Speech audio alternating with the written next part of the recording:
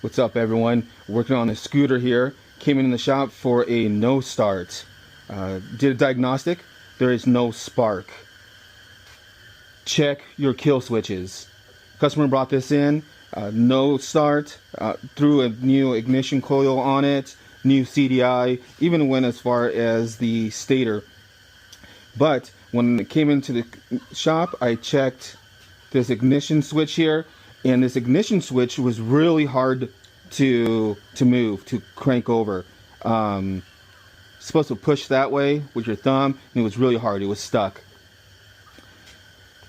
What's tricky about these is even though these fail and you go to click the start, the engine will turn, giving you a false idea of, hey, we have some spark, or the kill switch is working, because if the kill switch wasn't working, it wouldn't turn the starter, but it does. What's happening is this kill switch, the main function is to give the machine spark. So if you have some type of failure within this kill switch, you're not going to get spark, but you will be able to turn this machine over. In this case, everything was good on this end, but this kill switch had failed inside.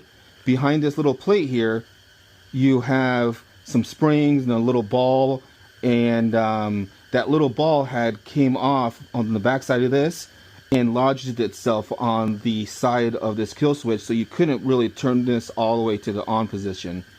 So I just took this apart, these little screws here, popped this guy off, these little tabs here, exposed the internals, got that little ball, put it on top of a spring, that's where it's supposed to be on top of the spring, and put it all back together. We have spark. I'm going to put everything back together, and I'll be riding it down the neighborhood, right?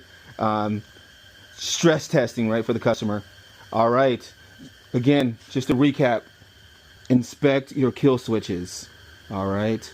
Just because the motor's turning doesn't mean you have spark, or doesn't mean that the kill switch is working. The kill switch is responsible for giving the machine spark. All right. Thanks for watching. JJ Small Engine Repair, Star, Idaho.